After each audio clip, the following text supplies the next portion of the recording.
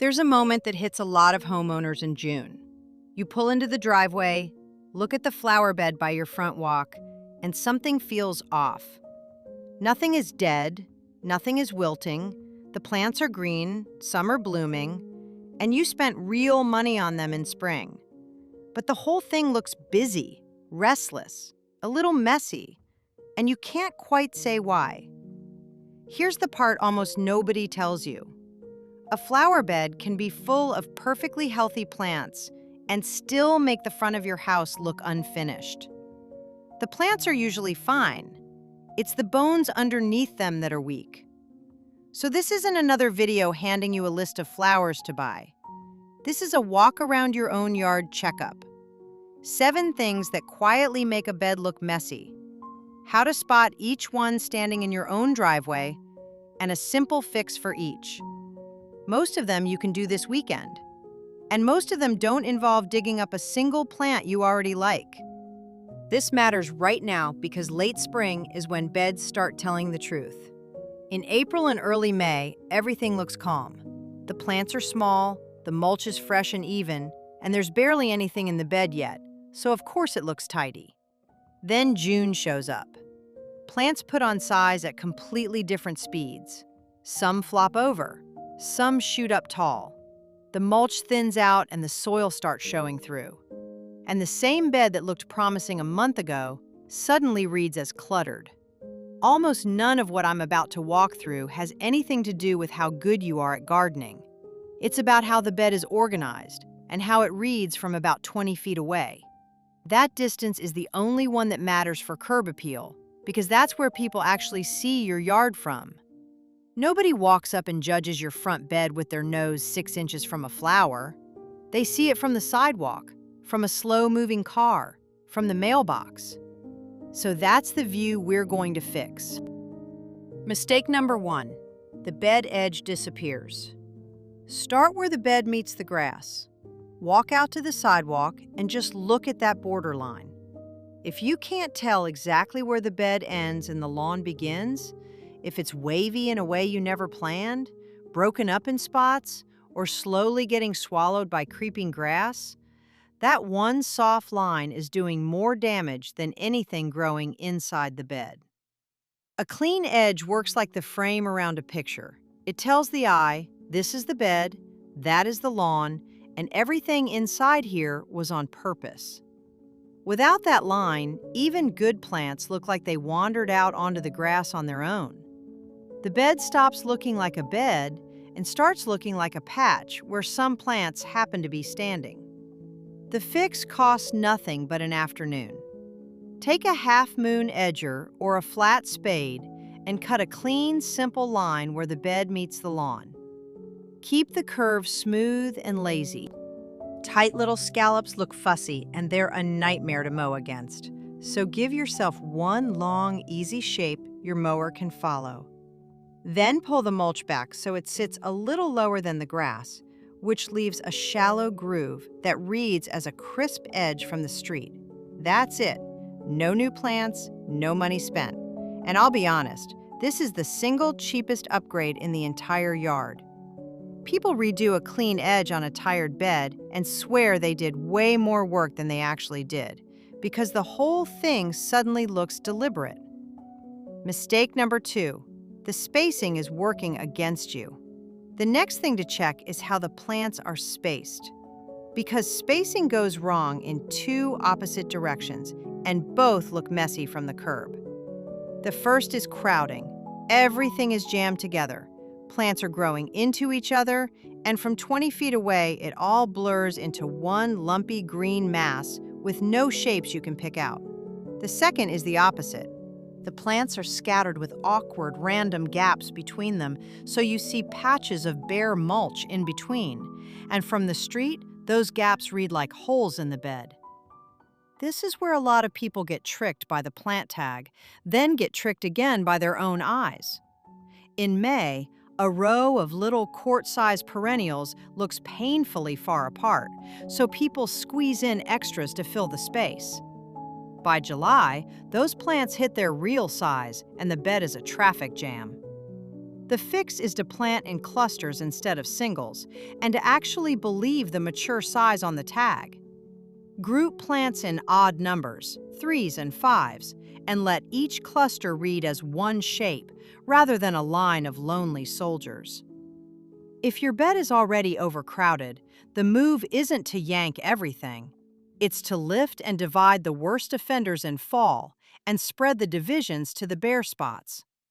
You fix the crowding and the gaps in the same afternoon for free.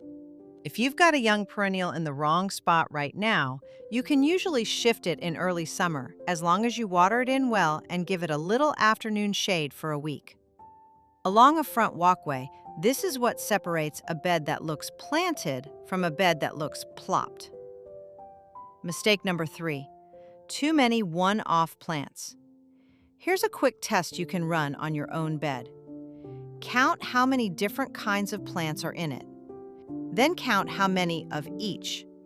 If you've got a 10-foot bed with 9 different plants and exactly one of each, you don't have a design. You have a sampler. And a sampler always looks busy because the eye reads every single plant as its own separate decision. One plant for the color, one because there was a gap, one because it looked great at the garden center that day. Each choice might be lovely on its own, but lined up together, they never add up to a pattern, so the brain never gets to relax. This isn't a taste problem, it's a shopping problem. The garden center is set up to make you buy one of this and one of that because every table is a new temptation. You walk out with a cart full of singles, and you plant a cart full of singles, and then you wonder why the bed feels scattered. The good news is the cure is simple, and it's the next thing on the list. Mistake number 4, no repetition. The fix for a sampler is repetition, and this is probably the most powerful change on the whole list. Pick a plant, a color, or a leaf shape, and repeat it in at least 3 spots across the bed. The moment something repeats, the eye catches the rhythm, and the bed starts to feel calm and intentional, even if you change nothing else. Plant in drifts, groups of 3 or 5 or 7 of the same thing, instead of one here and one way over there. Now, repetition does not mean boring, and it does not mean planting one thing over and over until your yard looks like a parking lot median. The trick most designers use is to pick 3 or 4 workhorse plants that you repeat through the bed, and then sprinkle in a couple of accent plants for personality. The repeats hold the whole thing together. The accents keep it interesting. You get variety and order at the same time. A good example for a shadier front walk is coral bells, the plant you'll see labeled heuchera. It comes in deep purples, caramels, and silvery greens, and it can form tidy clumps that give the front of a bed some rhythm without taking over. Just choose a sturdy cultivar for your region, avoid soggy soil, and in cold freeze-thaw areas, check the crowns in early spring so they have not lifted out of the ground. One reason I reach for it near walkways where pets and kids hang out is that the ASPCA lists coral bells as non-toxic to dogs, cats, and horses. Repeat a few clumps of one color down the front of a bed, and you instantly get that rhythm we're talking about. If you want a low, grassy edging look instead, big blue lily turf, or Liriope muscari, can make neat clumps in the right region. Just check the label carefully, because there's a close cousin, Liriope spicata, that spreads by runners and can crawl into your lawn and your neighbor's bed. In parts of the Southeast and Mid-Atlantic, even Liriope deserves a local invasive check before you plant a whole flat. One clumps more politely, the other runs. Read the species before you buy. And here's the part that keeps this free. You often don't need to buy anything to add repetition. Dig up one healthy plant you already have, split it into 3, and spread those divisions across the bed. One plant, 3 matching spots, instant rhythm. Mistake number 5. Too many colors fighting each other. This next mistake almost always comes from good intentions. Flowers are colorful. Color is the fun part, so it's natural to assume more color means a prettier bed. Then you end up with red, orange, purple, hot pink, and yellow all shouting in the same 8 feet of space.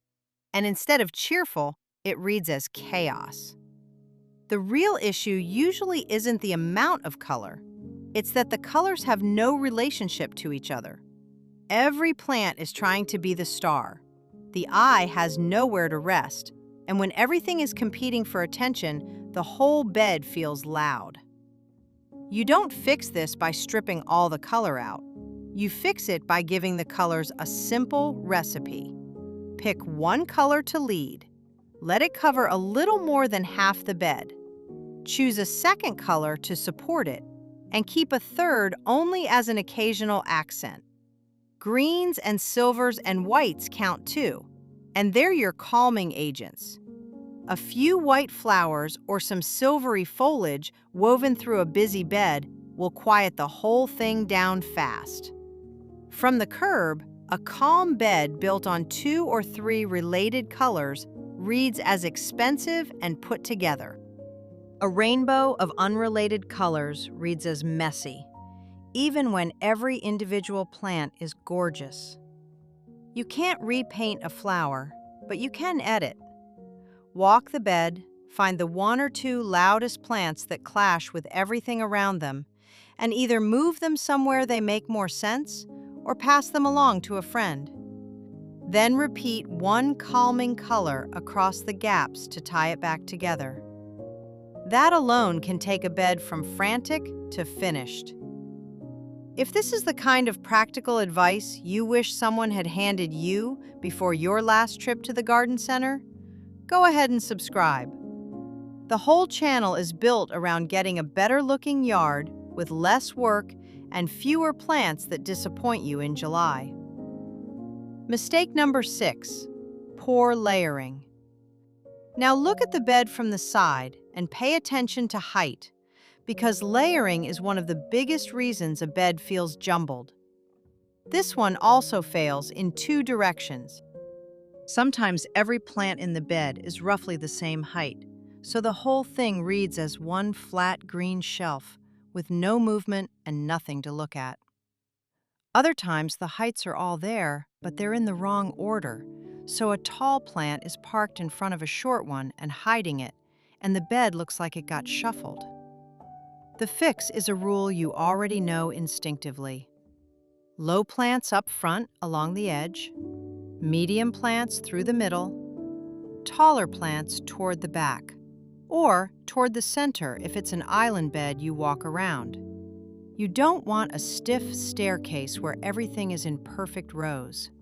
Let the layers overlap a little so it feels natural, but the general flow should be short in front, tall in back, so the eye can read the whole bed at once instead of getting blocked.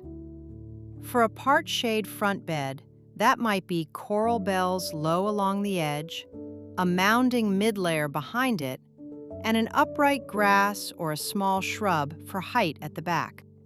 A lot of people reach for hostas as the shade mid-layer, and they're wonderful for it, but one heads up. The ASPCA lists hostas as toxic to dogs and cats. If your pets graze the bed, Coral Bells does a similar job in that middle zone without the worry. This weekend, you don't need to buy anything to test this. Just walk the bed and move any tall plant that's blocking a shorter one, and tuck your lowest plants right up to the front edge. Restacking what you already own can fix the whole flat or jumbled feeling in an hour. Mistake number 7, no anchor. Here's the big one, and it's the reason a bed can still look messy even after you fix everything else. Most restless-looking beds have no anchor, nothing that says, "Start here." The eye lands in the bed, finds nothing to rest on, and bounces around looking for a main idea that isn't there.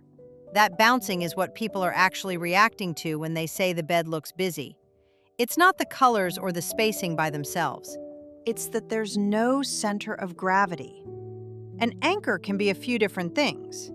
It can be one larger plant that's clearly the biggest, boldest thing in the bed, like a compact shrub, a full clump of ornamental grass, or one big-leaved perennial. It can be a repeated mass of a single plant that grounds one section. Or it can be something that isn't a plant at all, like a nice boulder, a simple bird bath, or a small obelisk near the front door. The classic living anchor is boxwood. It's evergreen, it holds a neat shape all year, deer and rabbits tend to leave it alone, and it's hardy in roughly zones 5 through 8. But boxwood is not automatic everywhere. In areas where boxwood blight is common, or where your pets chew on plants, choose another anchor.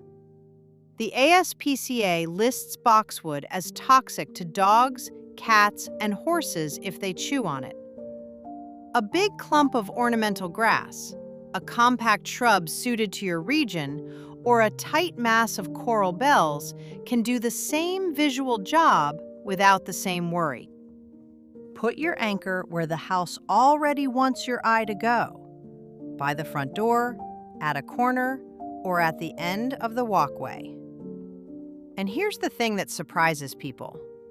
You might already own your anchor. Sometimes there's a perfectly good shrub already in the bed, just lost in a crowd of fussy little plants. The fix can be removing 3 of the things around it, so the one strong plant can finally do its job. I'm curious which one got you. Tell me in the comments which of these 7 your bed is guilty of right now. The disappearing edge, the one of everything sampler, the rainbow with no anchor, whatever it is. And drop your USDA zone in there too, because the exact plants that fix each problem shift a little depending on where you garden.